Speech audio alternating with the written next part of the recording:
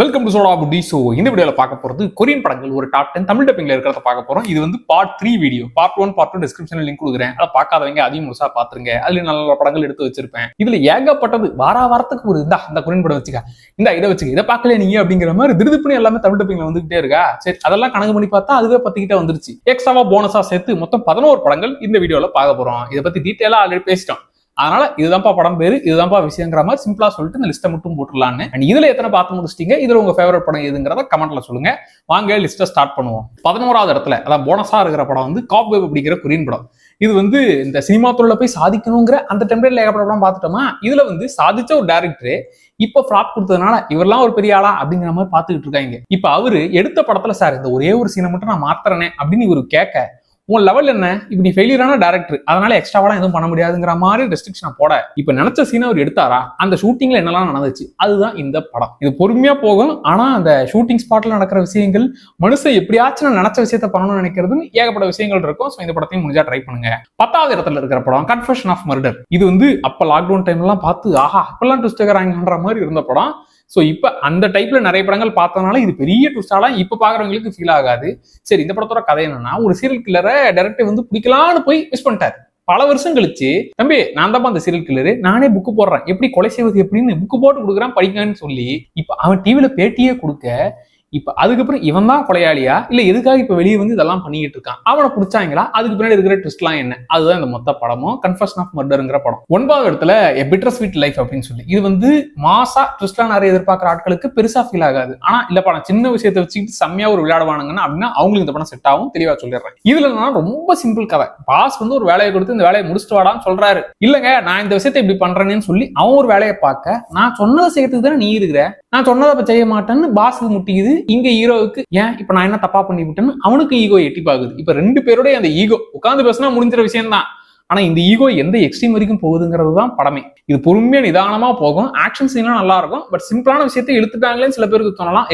Simple விஷயத்தை characters வச்சு விளையாடுறாங்கன்னு பல பேருக்கு ஃபீல் ஆகலாம். 8வது இடத்துல எ டேல் ஆஃப் டூ சிஸ்டர்ஸ். இதுவுமே இந்த கிளைமேக்ஸ்ல தூக்கி வாரி போற ட்விஸ்ட் அந்த இந்த படத்துல இருக்கும். ஆனா ரொம்ப பொறுமையா இருக்கும். இந்த பிட்டர் ஸ்வீட் லைஃபும் இந்த டேல் ஆஃப் டூ சிஸ்டர்ஸ் இந்த ரெண்டு படம் தான் ரொம்ப பொறுமையின் உச்சக்கட்டத்துல போகும். இதுல என்னன்னா, அவங்க வீட்டுக்கு ஹீரோயினும் தங்கச்சி ரெண்டு பேருமே அங்க வராங்க. இப்ப சித்தி குடும்பம் இருக்குது. கல்யாணமாய் வந்த அந்த சித்தி வந்து இன்னொரு பிள்ளைய போட்டு டார்ச்சர் பண்றா. ஹீரோயின் வந்து எங்க அம்மா நீ இல்ல, அதனால என்கிட்ட இந்த எதிர்த்து பேசதெல்லாம் வேணாம்னு சொல்லி அவ எஸ்கேப் ஆயிடுறா.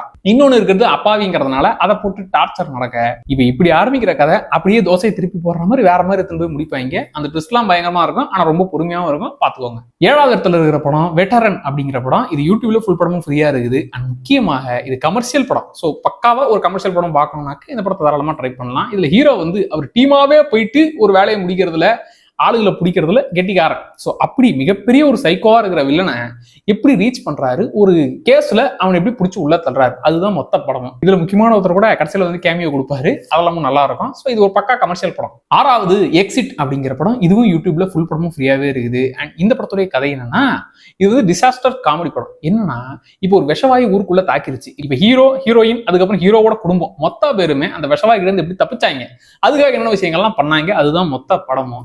எனக்கு இந்த தமிழ் டப்பிங்ல ஹீரோயினோட வாய்ஸ் மட்டும் பெருசா செட் ஆகல. மத்த எல்லாரோட வாய்ஸும் தமிழ் டப்பிங் நீட்டாவே இருந்துச்சு. ஸோ தாராளமா ட்ரை பண்ணலாம். 5வது இடத்துல இருக்கிற படம் பி டெவில்ட் அப்படிங்கிற படம். இது வந்து எனக்கு ரொம்ப ஃபேவரட்டான படம். ஆனா சிலருக்கு என்னப்பா ரொம்ப இழுத்துட்டு கடைசியில தான் இப்படி பண்றாங்களேன்ற மாதிரி தோணலாம். ஆனா நீங்க அவ்வளவு நேரம் வெயிட் பண்ணது கடைசி ஒரு 1/2 மணி நேரம் சூப்பராகவே இருக்கும். அண்ட் இந்த படத்தோட கதை என்னன்னா, ஹீரோயின் வந்து அவ பாட்டு கிராமத்துல ரொம்ப கஷ்டப்பட்டு வாழ்ந்துகிட்டு இருக்கா. ஹீரோயினோட ஃப்ரெண்டு படிச்சு பெரிய ஆயிட்டா. அவ லீவுக்கு இடத்துக்கு வந்து பார்க்கலான்னு வரும்போது அங்க அவ வந்ததுக்கு அப்புறம் அந்த ஊர்ல என்னெல்லாம் நடக்குது, பல விஷயங்கள் அதுக்கப்புறம் பயங்கரமா மாறும். கடைசி ஒரு 1/2 மணி நேரம்லாம் வா அசுரவா அந்த மோட்ல தான் பொய்யால ஒருத்தனை விட மாட்டேன்ற மாதிரியே டென்ஷன் ஆகும். அது வரைக்கும் அடிமை மாதிரி இருந்தவ எப்படி ஆக்ரோஷமா மாறுறாங்கிறத சூப்பரா காமிச்சிருப்பாங்க. நல்ல படம். 4வது நெகோசியேஷன் அப்படிங்கிற படம். ரெண்டு பேர் பேசுறத வச்சு எப்படா இன்ட்ரெஸ்டிங்கா ட்விஸ்ட்லாம் கலந்து சொல்ல முடியும்னா, நாங்க சொல்லுவோம் சார், நாங்க சொல்லுவோங்கிற மாதிரியே கொரியன் படம் பண்ணிருப்பாங்க.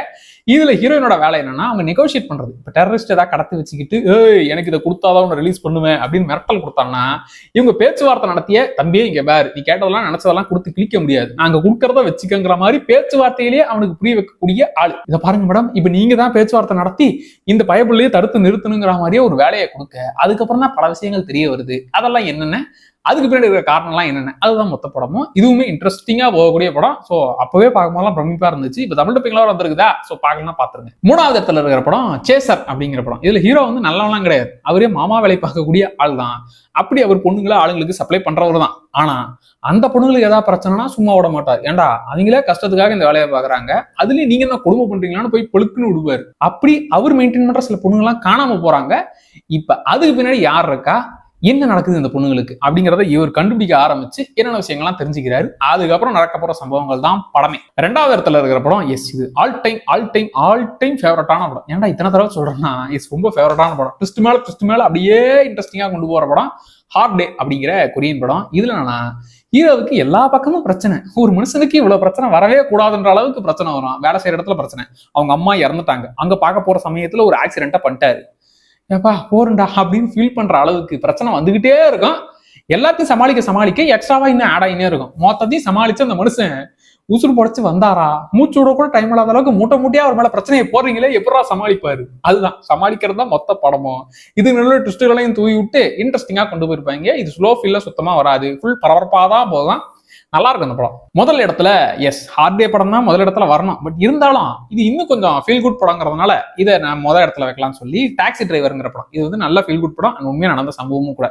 ஒரு டாக்ஸி டிரைவர் எப்பா அங்க ஒரு பிரச்சனையை கவர் பண்றதுக்காக ஒருத்தர் வந்து இந்த இடத்துக்கு கூட்டு வந்திருப்பா, காசு கொடுக்குறான்னு சொல்றாரு. இவ்வளவு காசு கொடுக்குறாங்களா அப்படின்னு என்ன விஷயம், என்ன மேட்ச், என்ன டீம்னே தெரியாம இவரு நான் கூட்டு போற சார் உங்களா, நீங்க காசு கொடுப்பீங்களா அப்படின்ற மாதிரி நம்மளால விஷயமே தெரியாம அங்க கூட்டு போறா. அப்படி அங்க போனதுக்கு அப்புறம் என்ன விஷயங்கள்லாம் நடக்குது, சேஃபா அவரை திருப்பி கூட்டு வந்தாரா, அதுக்கு நடுவுல அந்த டாக்ஸி டிரைவரா இருக்கிற ஹீரோ என்னென்ன விஷயங்கள்லாம் தெரிஞ்சுக்கிறாரு, அதுதான் இந்த மொத்த படமும். கிளைமேக்ஸையும் அப்படியே ஒரு மாதிரி ஸ்வீட்டா முடிப்பாங்க. நல்லா இருக்கும் அந்த படம். ஸோ இந்த 11 படங்களையும் நீங்க ஆல்ரெடி பார்த்து முடிச்சிட்டீங்களா, இல்ல இதுல எத்தனை இன்னும் பெண்டிங் வச்சிருக்கீங்க, அண்ட் இதுல உங்களுடைய ஃபேவரட் எது அப்படிங்கிறத கமெண்ட்ல சொல்லுங்க. அண்ட் முக்கியமா இதுல ரொம்ப ஸ்லோவா இருக்கக்கூடிய படம் வந்து பிட்டர் ஸ்வீட் லைஃப்.